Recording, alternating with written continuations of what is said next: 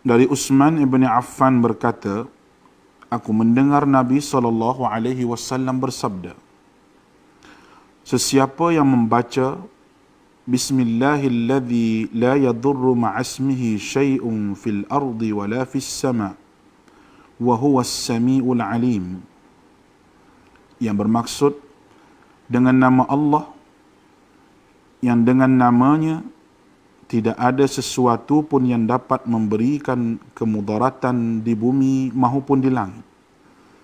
Dialah yang maha mendengar lagi maha mengetahui. Sebanyak 3 kali, maka dia tidak akan ditimpa bala yang datang secara tiba-tiba sehingga subuh. Dan barang siapa yang membacanya ketika subuh sebanyak 3 kali, maka dia tidak akan ditimpa bala secara tiba-tiba sehingga petang, iaitu malam. Hadis rawahu Abu Dawud menurut Syekh Syu'ib Al-Arnud. Hadis ini adalah hasan.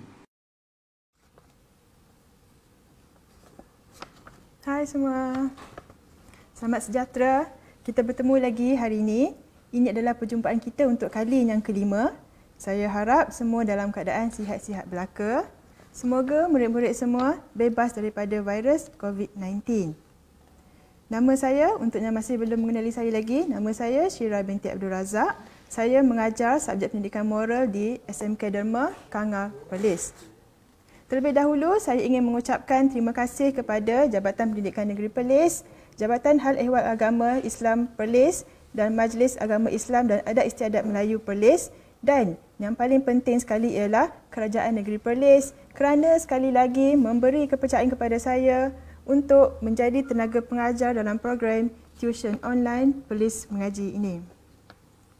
Untuk pengetahuan semua, terutamanya bagi murid-murid yang pertama kali mengikuti tuition online subjek pendidikan moral ini, program ini diadakan khas untuk membantu murid-murid belajar di rumah sepanjang tempoh PKP agar murid-murid tidak ketinggalan dalam pelajaran dan menggunakan waktu yang ada dengan aktiviti yang bermanfaat.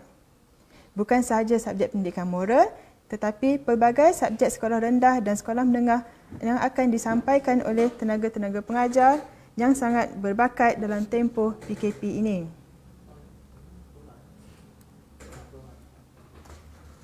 Okey, sebelum saya teruskan dengan pelajaran kita hari ini, marilah kita membuat sedikit ulang kaji. Seperti yang telah saya katakan tadi, hari ini merupakan kali yang kelima kita bersua. Murid-murid masih ingat lagikah apa yang telah saya kongsikan pada slot-slot yang lepas? Okey, untuk pengetahuan murid semua, pada slot yang pertama, saya telah memberi panduan untuk menjawab soalan bahagian A, Kertas Pendidikan Moral SPM. Bahagian A ialah soalan berbentuk struktur. Pada slot yang kedua pula, saya telah memberi panduan menjawab soalan bahagian B, Kertas Pendidikan Moral SPM. Bahagian B ialah soalan berbentuk esei. Untuk slot yang ketiga, saya telah mengupas topik-topik yang terkandung dalam bidang 5, iaitu nilai yang berkaitan dengan hak asasi manusia.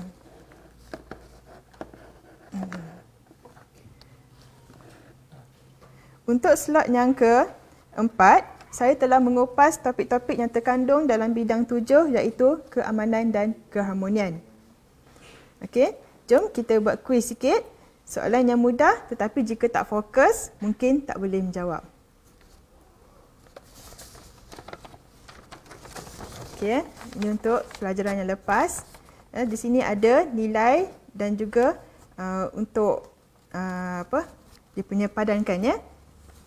Jadi tengok untuk hak kanak-kanak, untuk melindungi, dia ada 5, kita dah belajar 5 dalam bidang hak asasi manusia. Ya, ada hak kanak-kanak, hak pengguna, hak golongan kurang berupaya, hak pekerja dan juga hak wanita. Tapi perkataan depan dia apa? Melindungi ke ataupun menghormati? Ya.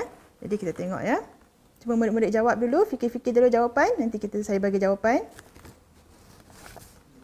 Ya, soalan yang senang saja ni. Okey ya. Yang pertama, hak kanak-kanak melindungi atau menghormati? Untuk hak kanak-kanak ialah melindungi. Nilai melindungi hak kanak-kanak. Untuk hak pengguna, melindungi atau menghormati? melindungi. Melindungi hak pengguna. Okey, untuk hak golongan kurang berupaya, melindungi atau menghormati? Ya, jawapan dia ialah menghormati hak golongan kurang berupaya. Okey, hak pekerja, apa dia? Melindungi atau menghormati? Jawapan dia ialah melindungi hak pekerja. Dan akhir sekali, hak wanita, melindungi atau menghormati? Menghormati hak wanita. Okey, ada yang dapat semua betul? Ya, syabas. Yang mana yang salah tu, kena buat ulang kaji lagi ya. Okey, yang berikutnya. Untuk bidang yang ketujuh, ia adalah nilai yang berkaitan dengan keamanan dan keharmonian. Okey, ada berapa nilai dalam bidang ini dan apa nilai-nilai tersebut? Okey, jadi nilai-nilainya ialah yang pertama, hidup bersama secara aman. Nilai yang kedua yang terdapat dalam bidang yang ketujuh ialah saling membantu dan bekerjasama. Dan untuk nilai yang ketiga yang terdapat dalam bidang ketujuh ialah saling menghormati antara negara. Okey, ini adalah logo-logo. Namakan logo pertubuhan-pertubuhan antara bangsa yang berikut. Ya, ada 3 logo di sini. Saya pun telah ajar pada slot yang lepas. Cuba fikir-fikir dulu apa dia ya. Logo yang pertama apa dia, yang kedua apa dia, logo yang ketiga apa. Okey, yang pertama ialah Pergerakan Negara-Negara Berkecuali atau singkatan dia NAM. Untuk logo yang kedua, Commonwealth, dan logo yang ketiga ialah Pertubuhan Bangsa-Bangsa Bersatu, PBB. Okey, baiklah, hari ini saya akan menyampaikan isi pelajaran dalam bidang 6 iaitu nilai yang berkaitan dengan demokrasi. Murid-murid ingat tak apa nilai yang ada dalam bidang yang ke-6? Ya, ada 5 nilai semuanya. Ya, tapi hari ini saya akan fokus pada nilai kebebasan bersuara. Ya, apa yang akan saya terangkan nanti adalah rumusan daripada sukatan tingkatan 4 dan tingkatan 5. Okey, jadi kita tengok dulu dalam bidang yang ke-6 ada iaitu nilai yang berkaitan dengan demokrasi, ada 5 nilai. Yang pertama, mematuhi peraturan dan undang-undang. Yang kedua, kebebasan bersuara. Yang ketiga, kebebasan beragama. Yang keempat, penglibatan diri dalam pembangunan negara. Dan yang kelima ialah sikap keterbukaan. Ya, jadi hari ini saya akan kupaskan nilai yang kedua iaitu kebebasan bersuara. Okay, jadi dalam topik ke-30 nilai kebebasan bersuara, perkara yang utama ialah definisi. Ya, murid-murid kena tahu definisi nilai supaya boleh jawab untuk soalan tanya maksud nilai. Ya, murid-murid tak semestinya menghafal definisi nilai ini. Definisi nilai ini berfungsi sebagai untuk menjelaskan tentang apa kebebasan bersuara tersebut. Ya, tapi jika dalam peperiksaan, kalau soalan tanya berikan maksud nilai kebebasan bersuara, murid-murid boleh huraikan guna perkataan sendiri. Ya, tapi jangan terpesong jauh daripada definisi nilai. Ya. Jadi definisi nilai kebebasan bersuara ialah kebebasan berucap dan mengeluarkan buah fikiran dengan batasan tertentu bagi menjaga keselamatan dan ketenteraman. Okay, Malaysia adalah sebuah negara yang menjunjung prinsip demokrasi berperlembagaan. Jadi apa maksud perlembagaan Malaysia ataupun dalam bahasa Inggerisnya Constitution of Malaysia. Jadi ia adalah perlembagaan persekutuan. Ya, atau nama lain dia ialah Perlembagaan Persekutuan 1948. Perlembagaan ialah satu dokumen yang mengandungi semua susunan peraturan dan undang-undang dasar yang dianggap penting bagi pemerintahan dan pentadbiran sesebuah negara. Undang-undang, ya, Perlembagaan Malaysia juga maksudnya ialah undang-undang yang tertinggi di Malaysia. Ya, ia mengandungi 183 perkara dan terbahagi dalam 15 bahagian. Ia dibentuk berasaskan 2 dokumen terdahulu iaitu Perjanjian Persekutuan Tanah Melayu dan Perlembagaan Kemerdekaan tahun 1957. Ya, tujuan dia ialah, tujuan Perlembagaan Malaysia ni adalah untuk menjamin kerjasama, kesepakatan dan kepentingan bersama antara kerajaan persekutuan dan kerajaan negeri. Ia juga berperanan untuk menjamin hak asasi dan kebebasan rakyat dan keadilan sosial untuk semua kaum di negara ini. Ya, untuk semua kaum. Okey, Perlembagaan Malaysia lagi. Perlembagaan Malaysia memperuntukkan setiap warga negara bebas bercakap untuk menyuarakan pendapatnya. Ya, tak kira siapa pun, asalkan rakyat Malaysia dia bebas untuk bercakap. Ya. Walau bagaimanapun, Parlimen telah memutuskan bahawa kebebasan ini perlu dikawal demi keselamatan negara, ketenteraman awam dan hubungan luar negara.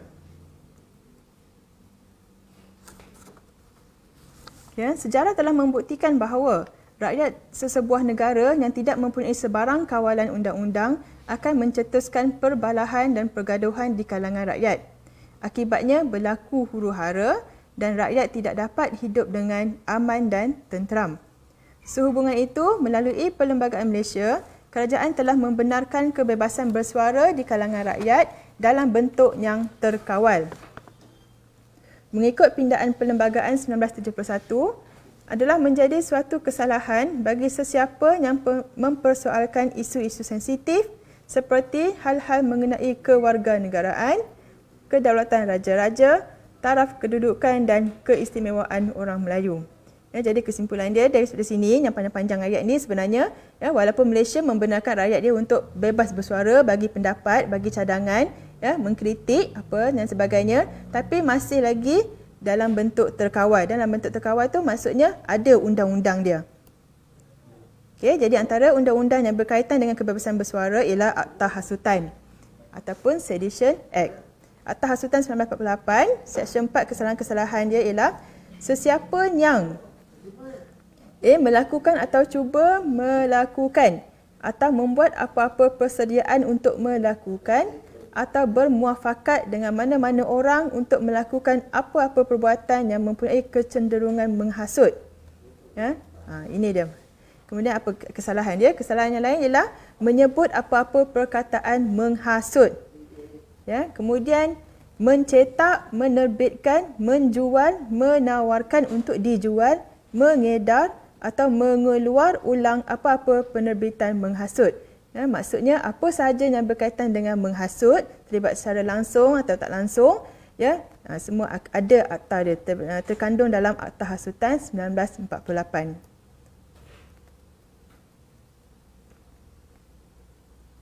Okey, kita tengok lagi apa dia Akta Hasutan ini. Akta Hasutan 1948 merupakan suatu akta undang-undang di Malaysia yang digubal untuk menghalang perbincangan yang dikatakan sebagai menghasut. Akta ini sebenarnya digubal oleh penjajah British pada tahun 1948. Akta ini menjadikan ucapan yang mempunyai kecenderungan menghasut sebagai suatu kesalahan jenayah. Ya, macam yang saya cakap tadi, ya, mungkin seseorang itu tidak menyatakan dengan secara langsung, tidak membuat perkara yang menghasut itu secara langsung, tapi ada kena-mengena, ya, ada cubaan, ada kecenderungan untuk menghasut, dia dah kira sebagai satu kesalahan jenayah. Ya, sekiranya semua individu bebas mengeluarkan sebarang pendapat tanpa batasan, ini akan jadi dia. Hubungan perpaduan kaum akan terjejas dan juga akan menyinggung perasaan golongan tertentu. Ya, sebab tu, ya, kita semua kena mengeluarkan pendapat dengan batasan, bukan tanpa batasan, ya. Sebab ada akibat buruk dia. Okey, ini dia Akta Hasutan 1948. Ya, ada kesalahan dia. Kesalahan dia A, melakukan atau cuba melakukan, macam saya cakap tadi tu. Ya. Yang B, menyebut apa-apa perkataan menghasut. Yang C, mencetak, menerbitkan, menjual, menawarkan. Ya, yang ada apa-apa saja kaitan dengan penerbitan menghasut. Ataupun yang D tu, mengimport apa-apa penerbitan menghasut. Itu adalah kesalahan-kesalahan di bawah Seksyen 4/1 Akta Hasutan 1948. Ya, jadi bila ada akta, bila ada undang-undang, dia mesti ada denda dia. Ya, mesti ada hukuman. Jadi adalah melakukan satu kesalahan, ya, jika terlibat dengan menghasut. Penalti jika disabitkan di bawah Seksyen 4-1 atau Hasutan 1988, kesalahan kali pertama akan dikenakan denda tidak melebihi RM5,000 atau tempoh penjara tidak melebihi 3 tahun atau kedua-duanya. Kemudian kesalahan yang kemudian, jika buat lagi salah, tempoh penjara tidak melebihi 5 tahun. Jadi ini adalah hukuman untuk mereka yang terlibat ataupun cenderung dengan hasutan.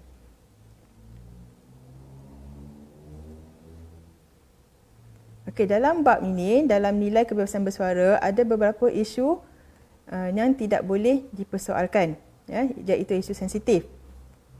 Okey, walaupun kita diberi kebebasan untuk bersuara, tapi ada beberapa isu yang kita tak boleh cakap secara terang-terangan, ataupun dalam kata lain dia adalah sensitif.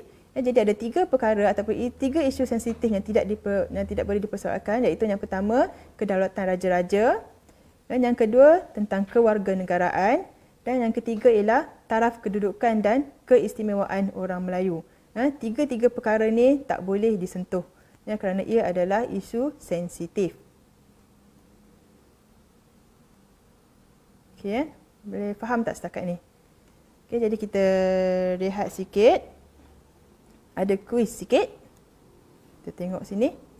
Ada gambar. How many circles do you see? Tapi jawapannya yang pasti bukan 3, not 3. Walaupun ada bulatan kuning kat situ, circle, jadi tanya how many circles do you see? But not 3. Okey, nanti saya bagi jawapan. Okey, dalam topik ini ada beberapa istilah penting yang akan disebut berulang-ulang kali. Jadi murid-murid mungkin ada yang tidak faham. Jadi di sini saya highlightkan beberapa perkataan yang murid-murid perlu ambil berat. Ada 6 perkara, 6 perkataan ataupun istilah. Istilah yang pertama adalah rusuhan. Istilah yang kedua ialah hasut. Istilah yang ketiga, propaganda. Istilah yang keempat, media massa. Istilah yang kelima, memorandum. Dan yang keenam ialah porak-peranda. Murid-murid mungkin pernah dengar, tapi mungkin ada dalam kalangan murid-murid yang tak berapa pasti apa maksud perkataan-perkataan ataupun istilah-istilah tersebut. Jadi kita tengok dulu yang pertama, rusuhan. Saya ambil definisi ini daripada Dewan Bahasa dan Pustaka. Rusuhan, definisi dia ialah kejadian merusuh. Ia adalah sinonim dengan ataupun sama juga makna dengan kacau bilau, huru-hara, gempar, terganggu. Itu maksud rusuhan. Contoh ayat dia, banyak orang yang telah tercedera dalam rusuhan itu. Perkataan rusuhan, dia berantonim dengan perkataan sopan. Okey. Istilah yang kedua, propaganda. Propaganda adalah cara atau tindakan untuk menghebahkan penerangan, ajaran, fahaman dan lain-lain kepada orang ramai. Dia disinonimkan dengan dakwah, penyebaran, penyiaran, penyeruan ataupun dakwah. Propaganda. Yang ketiga, media massa. Ini mungkin murid tahu sebab selalu dengar ni. Media massa, definisi dia adalah alat seperti akhbar, radio, televisyen untuk menyebarkan maklumat, berita dan sebagainya kepada orang ramai ataupun sebaran am. Dia juga sinonim dengan perkataan khalayak ramai, orang awam, orang ramai ataupun audience. Istilah yang keempat ialah hasut. Tadi saya ada sebut hasut tadi. Definisi hasut. Yang pertama ialah menjadikan orang sakit hati atau marah kepada orang lain. Itu maksud hasut. Mengapi-apikan. Itu maksud hasut. Menggalakkan. Hasut menghasut. Itu adalah maksud dia. Okey, jadi ringkaskan lagi sekali, saya ulang lagi sekali. Hasut maksudnya menjadikan orang sakit hati ataupun marah kepada orang lain, ataupun dalam kata lain dia mengapi-apikan orang. Hasut. Istilah yang berikutnya, porak-peranda. Porak-peranda maksudnya bercerai-berai, tidak keruan, kucar-kacir. Contoh ayat dia, keadaan di dalam negeri Kembayat menjadi porak-peranda. Ya. Itu maksud porak-peranda. Bercerai-berai ataupun tidak keruan ataupun kucar kacir. Okey, yang berikutnya ialah memorandum. Apa maksud memorandum? Definisi dia ialah catatan atau peringatan untuk masa yang akan datang. Ia juga berbentuk laporan dan lain-lain mengenai sesuatu yang telah disetujui tetapi belum lagi ditandatangani atau disahkan. Ya, itu maksud memorandum. Okey, kita kembali semula kepada topik kita, peranan media massa sebagai alat perhubungan. Yang pertama, peranan dia ialah sebagai medium percambahan idea ataupun pendapat. Ya, ia berperanan sebagai menyebarkan percambahan idea tentang sesuatu konsep yang baru. Ia juga peranan media massa juga adalah sebagai sumber maklumat penting kepada orang ramai. Media massa juga berperanan sebagai maklumat, menyampaikan maklumat tapi ia boleh disampaikan secara lisan, contohnya melalui berita ataupun program rencana dalam TV dan radio. Ataupun media massa boleh menyampaikan maklumat dalam bentuk bertulis seperti surat khabar, jurnal, majalah, risalah ataupun poster.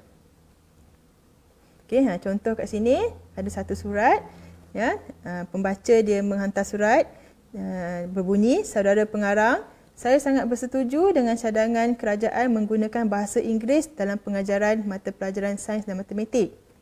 Bahasa Inggeris merupakan salah satu bahasa yang mampu melatih generasi muda kita menjadi lebih produktif kerana mereka berupaya memperoleh ilmu dalam pelbagai bidang.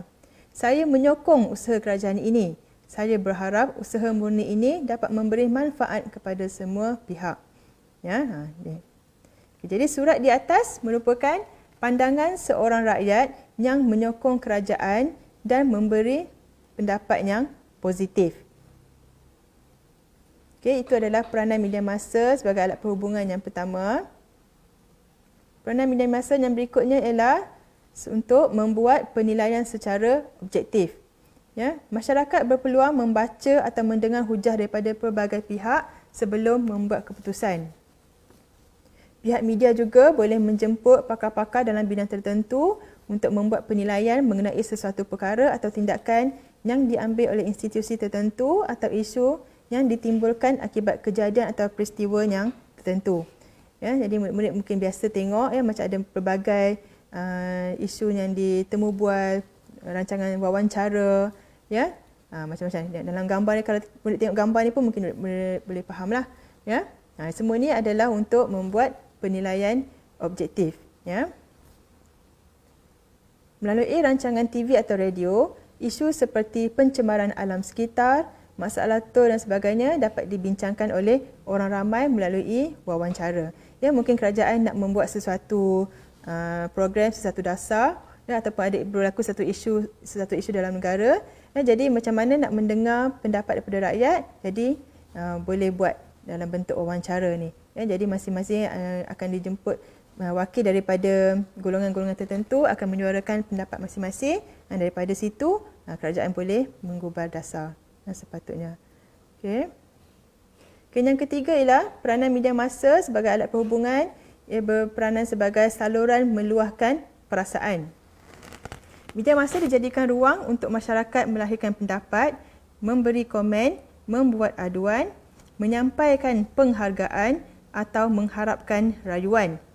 Contohnya dalam surat khabar tertentu, satu ruangan khas disediakan untuk membolehkan pembaca meluahkan aduan mengenai sesuatu isu atau perkara. Ya, jadi contoh di sini, dihantar surat juga lagi. Suratnya berbunyi, saya amat terharu dengan sikap orang ramai yang begitu prihatin terhadap kesusahan anak saya. Tidak dapat saya gambarkan rasa syukur atas kutipan derma untuk membiayai pembedahan anak saya.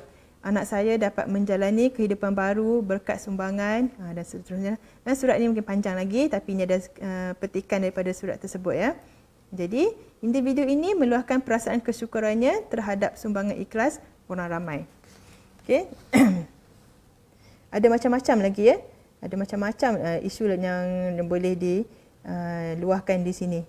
Ya.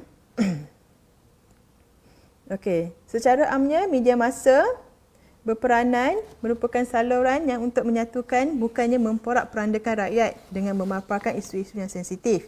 Ya, jadi kita kena ingat, kena faham ya, peranan media massa ya, sebagai satu saluran yang menyatukan, ya, bukannya memporak-perandakan rakyat dengan memaparkan isu-isu yang sensitif. Ya, kemudian media massa perlu prihatin terhadap keperluan dan perasaan penduduk pelbagai kaum seperti di negara Malaysia. Ya, negara kita ada macam-macam kaum, ya, ada banyak kaum, ya, jadi kita kena fikir, kita kena prihatin dengan perasaan setiap kaum tersebut. Ya, jadi sebab tu kita kena fikir banyak-banyak dulu sebelum kita membuat sesuatu kenyataan ataupun sebelum kita menyuarakan kita punya pendapat. Okay. Kemudian media massa juga tidak boleh digunakan sebagai saluran propaganda kerana boleh menyemarakkan rasa tidak puas hati antara rakyat majoriti dan juga minoriti. Ya, jadi kalau murid-murid nanti bertugas dalam bidang media massa, ini adalah perkara-perkara yang perlu murid-murid tekankan. Ya. Jadi rakyat boleh menyuarakan rasa tidak puas hati tentang okey, itu saya ulang baliknya tu. Okey, rakyat boleh menyuarakan rasa tidak puas hati tentang semua perkara kecuali isu-isu sensitif kerana berpegang kepada sikap toleransi. Okey ya, di sini ada beberapa ciri kebebasan bersuara. Okey, kebebasan bersuara adalah diperuntukkan di bawah perkara 10 Perlembagaan Persekutuan. Ia tertakluk kepada batasan tertentu bagi memelihara kesejahteraan rakyat. Kebebasan bersuara penting bagi memelihara hak rakyat pelbagai kaum. Sekatan meliputi larangan mempersoalkan isu-isu sensitif seperti kedaulatan raja-raja, kewarganegaraan dan keistimewaan orang Melayu. Ini yang saya telah sebutkan tadi. Ciri-ciri kebebasan bersuara lagi ialah memberi kebebasan atau hak asasi setiap rakyat Malaysia. Rakyat bebas berucap, mengeluarkan pendapat dan buah fikiran. Ini adalah ciri-ciri nilai kebebasan bersuara. Okey, dalam nilai ini, dalam topik ini ada beberapa isu yang penting. Isu penting ni maksudnya yang berkaitan dengan isu-isu ataupun perkara-perkara yang selalu berkaitan dengan nilai kebebasan bersuara, ya, dan juga isu-isu ini juga sentiasa timbul dalam peperiksaan. Okey, jadi yang pertama ialah isu perhimpunan haram. Ya, jadi murid tengok gambar tersebut. Okay, perhimpunan haram dalam kata lain adalah protes ganas, demonstrasi, rusuhan, piket ataupun tunjuk perasaan. Ini adalah perkataan-perkataan yang biasa disebutkan di dalam topik ini. Okay, jadi perhimpunan haram yang disertai rakyat untuk meluahkan rasa kepuasan hati tentang sesuatu. Okay, perhimpunan haram lagi. Okay, nilai yang perlu diamalkan oleh rakyat agar tidak terlibat dalam perhimpunan haram. Ya, yang pertama ialah kebebasan bersuara dan yang kedua ialah rasional. Ya, ini adalah dua nilai yang berkaitan. Ya. Kemudian cara yang sepatutnya dilakukan oleh rakyat apabila tidak berpuas hati tentang satu isu, ya, ada beberapa perkara yang boleh. Ya, ini ada saluran yang betul lah. Ya. Menulis surat kepada wakil rakyat, ya, menghantar surat kepada ruangan media ataupun menghantar memorandum kepada kerajaan. Okay, jadi kalau tak berpuas hati, kita boleh suarakan, tapi ada cara-cara dia. Ya, ada dia punya prosedur dia. Ya, jadi prosedur dia antaranya ialah menulis surat kepada wakil rakyat, menghantar surat kepada ruangan media ataupun menghantar memorandum kepada kerajaan. Okay, kesan perhimpunan haram terhadap negara. Ya, keamanan negara tergugat dan juga ekonomi negara merosot. Ya, jadi perhimpunan haram ni tak boleh, ya, salah, ya. Okay, jadi akta yang akan mendakwa individu yang terlibat dalam perhimpunan haram dan tindakannya menggugat ketenteraman awam, dia boleh didakwa di bawah Akta Hasutan 1948. Ya, seperti yang saya sebutkan tadi. Okey, untuk isu yang kedua yang berkaitan dengan topik kita hari ini ialah cara menyuarakan pendapat dalam sesuatu perbincangan. Ya, tadi perhimpunan haram. Perhimpunan haram tu dia tak dapat nak selesaikan perkara dengan cara baik, dibuat secara agresif. Ya, jadi ini dalam perbincangan pula. Kita tengok di sini, dialog sini. Ya, lelaki ini A berkata, saya tidak berpuas hati dengan layanan yang diberikan oleh pegawai bank tadi kepada saya. saya akan menyebarkan gambar dan namanya di media sosial. Ini dah banyak juga kita berlaku ya. Kemudian kawan dia yang menasihatkan, kamu tidak patut berbuat demikian. Media sosial bukanlah saluran yang betul untuk menyuarakan rasa tidak puas hati. Jadi dalam isu ini, setiap rakyat diberikan hak untuk bersuara sekiranya tidak berpuas hati dalam sesuatu perkara. Tapi rakyat mestilah menggunakan saluran yang betul untuk menyuarakan rasa tidak puas hati mereka. Jadi cara yang betul untuk menyuarakan rasa tidak puas hati mereka ialah yang pertama dengan menulis surat secara tidak rasmi berkaitan isu yang menjadi ketidakpuasan hati. Surat tidak rasmi. Kemudian boleh juga dalam melakukan perbincangan, jika masih lagi tak puas hati, tolong kawal emosi. Kawal emosi semasa memberi dan juga berkongsi pendapat. Sebab kita berbincang, kita bermesyuarat, kita brainstorm, kita punya idea-idea. Jadi orang nak terima atau tak terima, itu lain cerita. Yang penting kita bagi idea kita. Tapi kalau tak diterima, kita jangan cepat melenting. Jangan nak cepat cari gaduh. Kemudian menyuarakan ketidakpuasan hati dengan menggunakan saluran yang betul. Saluran yang betul macam saya cakap tadilah, yang menulis surat, membuat memorandum pada kerajaan, yang kita tengok tadi. Saluran yang betul. Tu, menulis surat kepada wakil rakyat, menghantar surat kepada ruangan media, menghantar memorandum kepada kerajaan. Itu adalah cara yang betul, saluran yang betul. Jadi kesan sekiranya kebebasan bersuara disalahgunakan. Yang pertama, negara akan porak-poranda. Ingat apa maksud porak-poranda, saya dah jelaskan tadi. Kemudian keamanan dan keharmonian negara akan terjejas.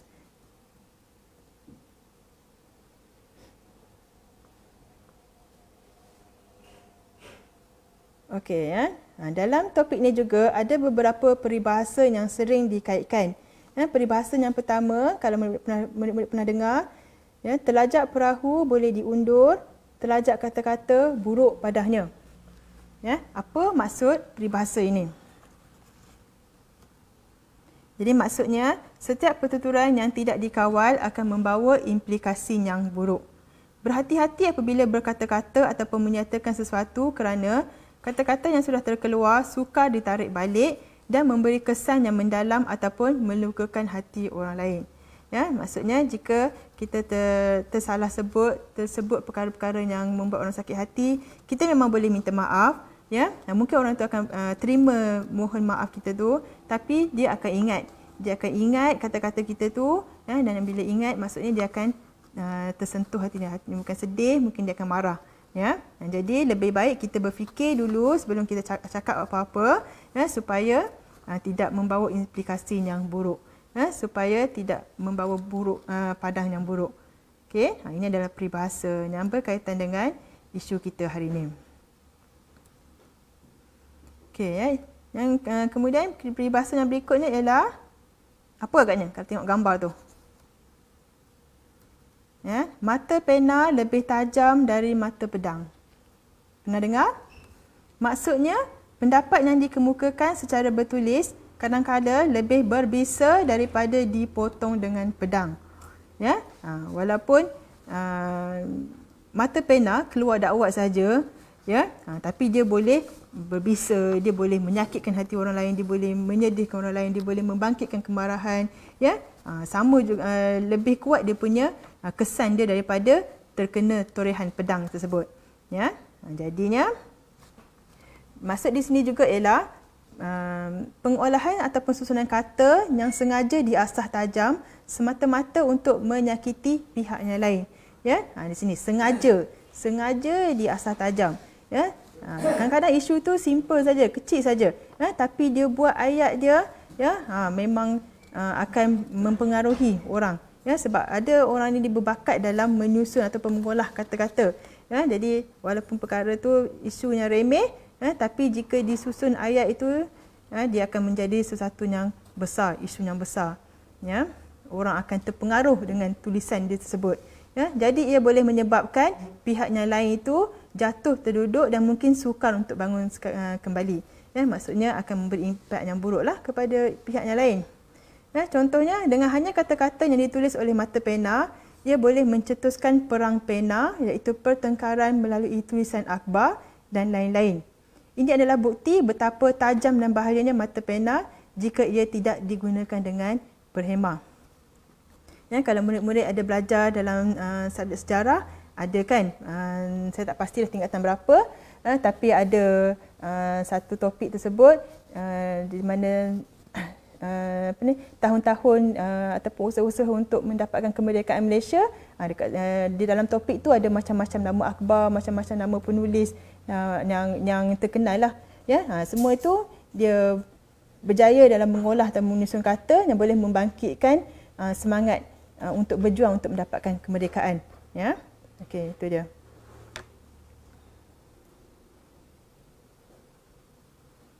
Okey, harap murid-murid semua fahamlah apa yang saya dah terangkan tadi. Okey, jadi macam biasa, hari ini saya akan bagi homework juga. Ya, minggu lepas saya bagi satu homework saja, minggu ni saya bagi dua homework. Ya, minggu ni homework yang pertama ialah soalan soalan berbentuk struktur. Ya, yang berikut merupakan cara-cara untuk menyuarakan pendapat dalam sesuatu perbincangan. Yang pertama, memberikan pendapat yang bernas, diterima akal dan logik, bercakap dengan nada suara yang sopan, menyuarakan pendapat secara tidak keterlaluan dan tidak mengikut perasaan, dan memikirkan semasak-masaknya perkara yang hendak diperkatakan. Okay, jadi ada 4 pecahan soalan di sini. A, terangkan 2 nilai yang dapat dikaitkan dengan pernyataan di atas. Ya, tengok di situ arahan dia, terangkan 2 nilai. Markah dia 4. Apakah perkara yang perlu dititik beratkan sebelum mengeluarkan sebarang pendapat? 2 markah. C, pada pendapat anda, mengapakah kita perlu berfikir sebelum mengeluarkan sebarang pendapat? 2 markah. Dan yang D, ramalkan kesan yang akan berlaku sekiranya semua individu bebas mengeluarkan pendapat tanpa batasan. Okey, 2 markah. Okay, jadi kita tengok dia bentuk soalan dekat sini. Kalau murid-murid tengok, yang A sahaja saya ada minta berapa nak. 2 nilai saya nak. Tapi walaupun 2 nilai, markah dia 4. Saya harap murid-murid tahu macam mana cara nak jawab. Jadi kalau tak tahu, tengok balik perkongsian saya untuk pandai menjawab soalan struktur dalam slot pertama yang lepas. Ya, murid-murid boleh cek baliklah video melalui YouTube ataupun FB ni ya. Okey, kalau tengok soalan B, C dan D, ya, di situ tidak dinyatakan berapa pun yang nak. Ya. Yang contohnya yang B, apakah perkara yang perlu dititik beratkan sebelum mengeluarkan sebarang pendapat? Saya tak nyatakan, saya tak minta berapa. Ya, tapi markah dia 2. Jadi macam mana cara nak jawab? Okey, yang C, saya tak minta berapa pendapat. Ya, tapi markah dia 2. Yang D pun sama. Ya, saya nak kesan, ataupun soalan tu nak kesan, ramalkan kesan, tapi tak minta berapa pun kesan. Tapi markah dia 2. Jadi macam mana nak jawab? Ya, dia cuba buat ya. Okey, tengok soalan tersebut.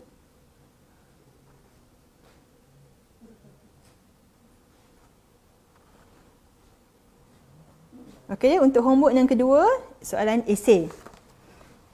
Okey, jadi tengok rajah tu. Rajah berikut menunjukkan peranan media massa dalam kehidupan masyarakat. Okey, jadi media massa penyalur informasi positif masyarakat. Okey, arahan dia berdasarkan nilai-nilai murni yang telah dipelajari, terangkan cara-cara media massa mencapai hasratnya. Okey, markah 10. Okey, murid-murid kita tahu ya, untuk esei setiap markah dia adalah 10.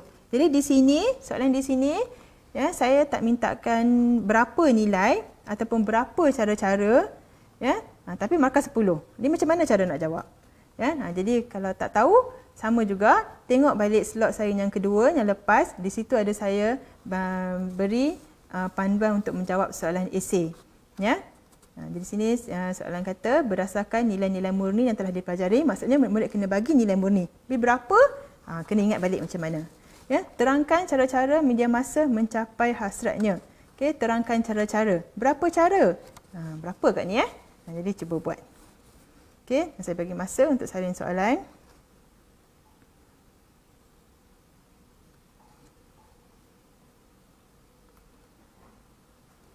Okey, kesimpulannya.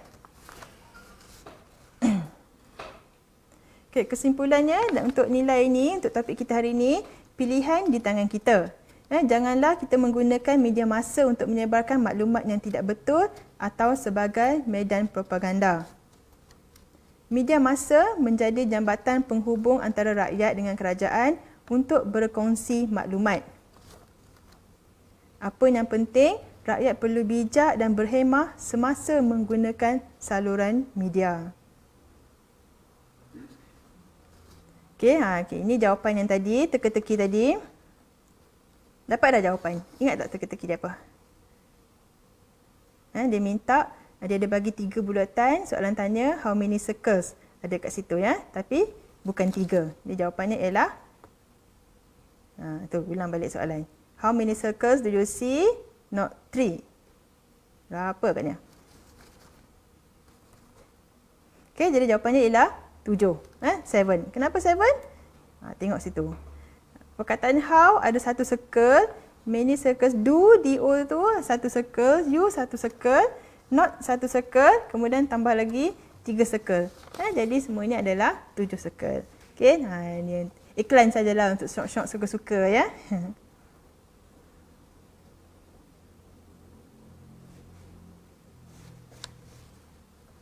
Okey. Demikianlah tadi perkara-perkara penting yang murid-murid perlu faham dan ingat untuk bidang ke-6 ini. Okey, saya harap murid-murid akan terus membuat pembelajaran kendiri di rumah, baca buku teks, cari bahan rujukan tambahan dan juga jangan lupa buat latihan yang banyak.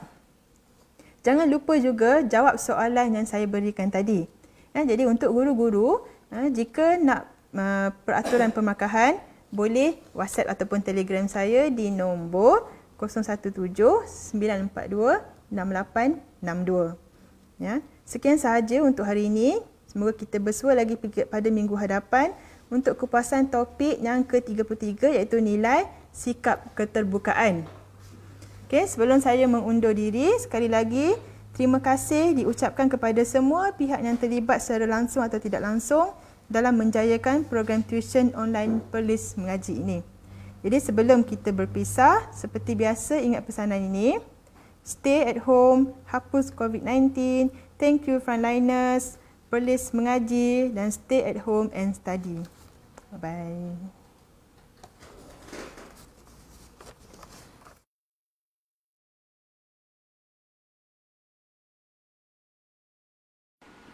Daripada Anas bin Malik radhiyallahu anhu berkata, Nabi SAW pernah berdoa, Allahumma inni a'udzubika minal barasi wal jununi wal juzami wa min sayil asqam. Ya Allah, aku berlindung denganmu daripada penyakit sopak, penyakit gila, penyakit kusta dan penyakit-penyakit yang buruk. Hadis diriwayatkan oleh Al-Imam Abu Dawud dengan sanad yang sahih.